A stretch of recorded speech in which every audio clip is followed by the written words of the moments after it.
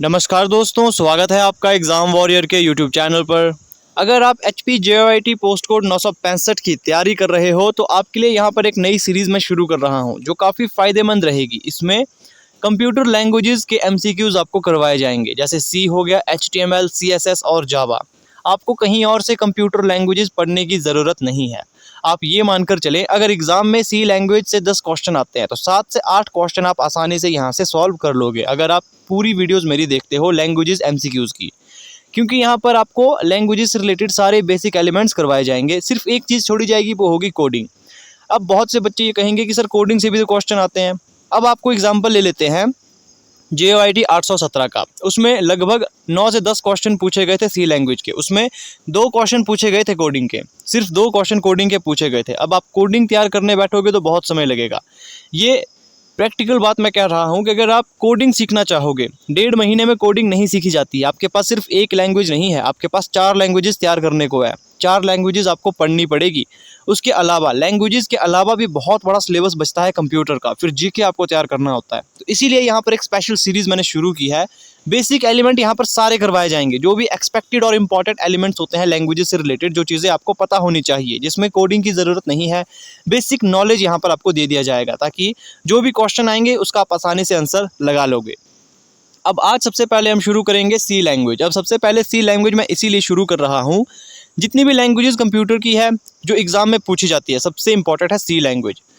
बाकी सभी लैंग्वेजेस को अगर आप स्किप कर लेते हो तो चलेगा, लेकिन C लैंग्वेज को स्किप नहीं करना है। C और HTML ये बहुत इंपॉर्टेंट लैंग्वेजेस है। अब देखिए यहाँ पर सबसे पहला क्वेश्चन, बात करें लेवल की तो बेसिक से हार्ड हम पढ़ेंगे। सबसे पहले बेसिक कॉन्सेप्ट आपको करवाया जाएगा, फिर arithmetic operator, logic operator, loop, हर टाइप के क्वेश्चन आपको यहाँ पर फ्री ऑफ कॉस्ट मिलने वाले हैं। बाकी लेवल का आपको इस वीडियो में पता लग जाएगा कि स्टडी मटेरियल किस लेवल का आपको मिलेगा, क्वालिटी उसकी क्या रहेगी। अब सबसे पहले बात करेंगे who invented C language. Basic सा क्वेश्चन है, C लैंग्वेज का इन्वेंशन किसने किया था? डेनिस रिची ने किया था। नेक्स्ट क्वेश्चन की बात करेंगे, C language is a successor to which language. अब ये बहुत से बच्चों को पता ही नहीं होता कि C लैंग्वेज किसका सक्सेसर है। C लैंग्वेज जो सक्सेसर है वो है B लैंग्वेज का। अब B लैंग्वेज के इन्वेंटर कौन है? केन थॉम्पसन B लैंग्वेज के इन्वेंटर हैं। अब बात करते हैं नेक्स्ट क्वेश्चन की, C is a which level language. ये बहुत सी बच्चों में यहाँ पर कठिनाइयाँ उत्पन्न करता है कि किस लेवल का है, क्योंकि बहुत से जो एजुकेटर है वो बोलते हैं ये लो लेवल लैंग्वेज है या मिड लेवल है, ये हाई लेवल लैंग्वेज है। अगर आपके ऑप्शन में हाई लेवल होगा तो आपने इसमें टिक कर लेना है, हाई लेवल लैंग्वेज। अब बात करते हैं नेक्स्ट क्वेश्चन की, लो लेवल लैंग्वेजेस इज। अब देखो हाई लेवल और लो लेवल में क्या डिफरेंस होता है। जो लो लेवल लैंग्वेजेस होती है वो कंप्यूटर के लिए आसान होती है, वो बाइनरी डिजिट्स में होती है, मतलब वो 1 और 0 से रिप्रेजेंट की जाती है। और जो हाई लेवल लैंग्वेज होती है वो लगभग जो हम इंग्लिश यूज़ करते हैं ना, जैसे कि उससे मिलती जुलती होती है ना, वो उसी पर बेस्ड होती है। वो इंसानों को समझने में आसानी रहती है, कंप्यूटर उसे समझ नहीं पाते हैं। तो low level language is a difficult to understand and readability is questionable, ये इसका आंसर यहाँ पर आएगा।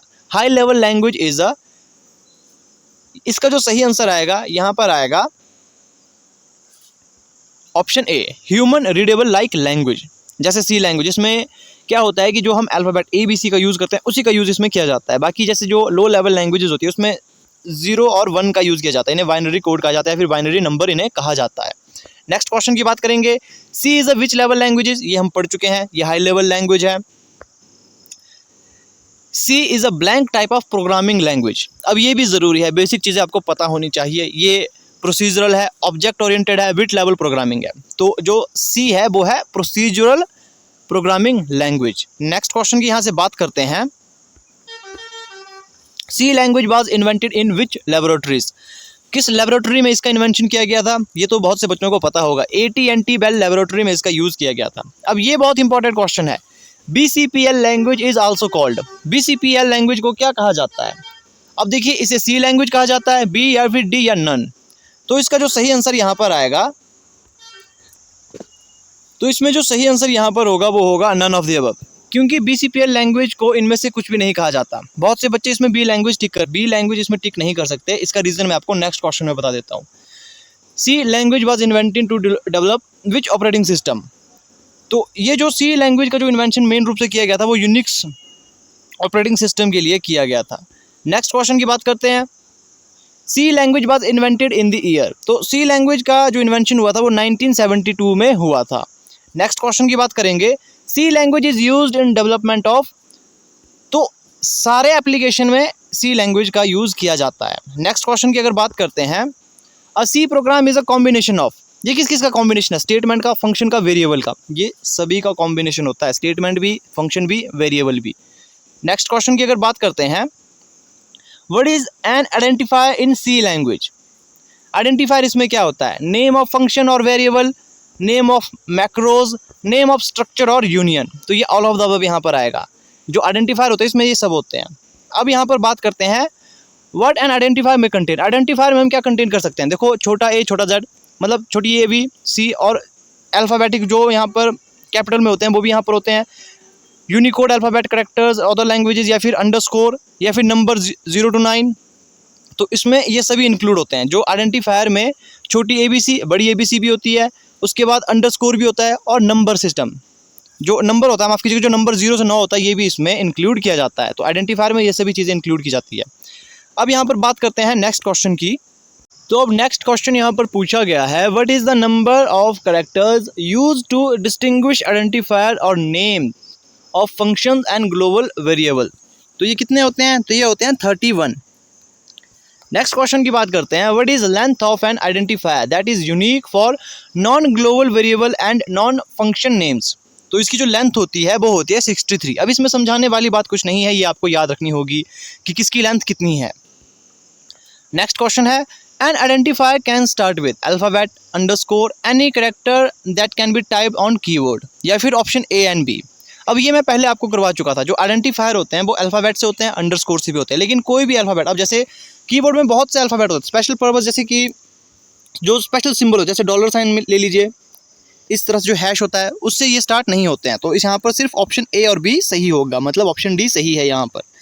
नेक्स्ट क्वेश्चन की बात करते हैं, C program are used in any electronic device which work on some logic and operating system, washing machine, fridge, microwave, ovens, या फिर ऑल ऑफ द अबव। तो हर जगह पर सी लैंग्वेज का इस्तेमाल किया जाता है। नेक्स्ट क्वेश्चन की बात करते हैं, what are the type of constants in C languages. अब देखिए, हमने कॉन्स्टेंट्स यहाँ पर बताने हैं। प्राइमरी कॉन्स्टेंट्स होता है, सेकेंडरी होता है, या फिर बेसिक होता है, या फिर एडवांस होता है। तो यहाँ पर होता है primary constants and secondary constants. तो यहाँ पर ये दोनों होते हैं। तो ये यहाँ पर इसका सही आंसर होगा। अब नेक्स्ट क्वेश्चन की बात करते हैं, चूज करेक्ट स्टेटमेंट। यहाँ पर हमने करेक्ट स्टेटमेंट यहाँ पर चूज करनी है। A constant variable does not change, a variable value can change according to needs. अब पहला ही ऑप्शन यहाँ पर ठीक है, तो ज़्यादा टाइम वेस्ट भी आपका यहाँ पर नहीं होगा। जो कांस्टेंट वैल्यू होती है वो चेंज नहीं होती है, लेकिन जो वेरिएबल वैल्यू होती है वो अकॉर्डिंग टू नीड, अगर ज़रूरत पड़े तो वो चेंज हो जाती है।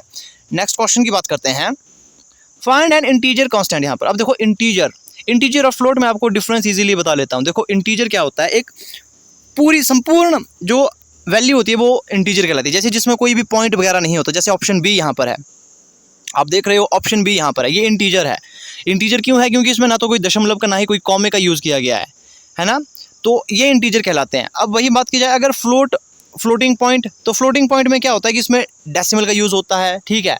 बाकी इसमें यहाँ पर कॉमे का इस्तेमाल होता है। यहाँ पर देखो डॉट यहाँ पर लिखा गया है, यहाँ पर आप देख सकते हो हेक्साडेसिमल यहाँ पर है। इन सब चीज़ों का यहाँ पर यूज़ होता है। तो यहाँ पर ये आएगा ऑल ऑफ दी अबव।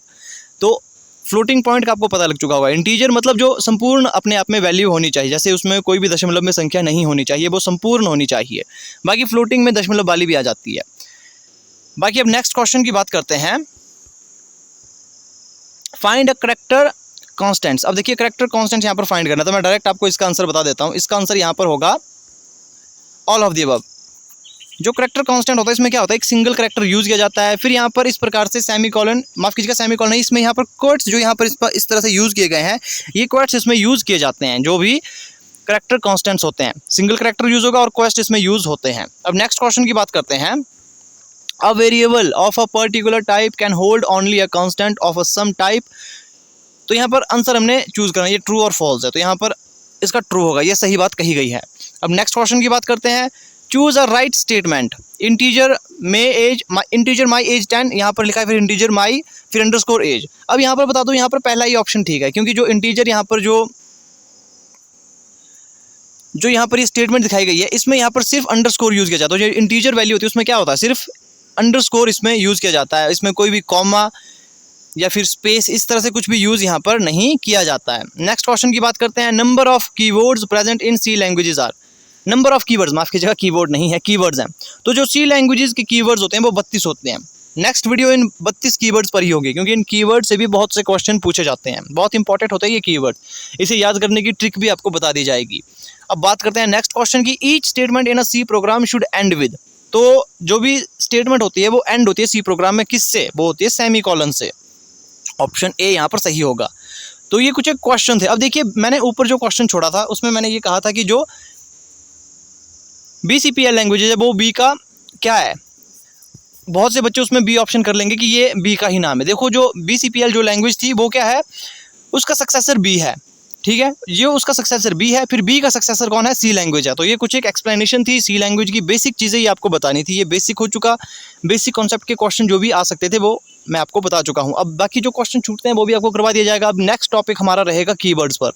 फिर उसके बाद आपको यहाँ पर अर्थमेटिक ऑपरेटर से जो सी लैंग्वेजेस के क्वेश्चन पूछे जाते हैं, लॉजिकल ऑपरेटर से जो पूछे जाते हैं, लूप से जो क्वेश्चन पूछे जाते हैं, हर एक यहाँ पर क्वेश्चन आपको करवाए जाएंगे।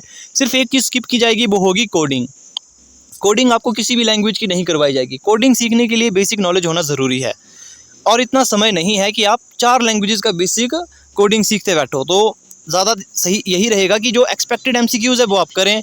बाकी कुछ एक अपडेट आएगा भर्ती में, आपको वो बता दिया जाएगा। डेली क्लासेस के लिए अपने चैनल से जुड़े रहना है। अगर यहाँ पर सारी MCQs की क्लासेस आप देख लेते हो, जो सीरीज़ यहाँ पर शुरू हो रही है, काफ़ी फ़ायदा आपको होगा एग्जामिनेशन के दिन, क्योंकि लैंग्वेजेस से मैक्सिमम यही क्वेश्चन, रिपीटेड क्वेश्चन ही मैंने इंक्लूड किए थे जो अक्सर एग्जाम में पूछे जाते हैं। तो मिलते हैं आपसे नेक्स्ट वीडियो में। वीडियो को शेयर करना ना भूलें।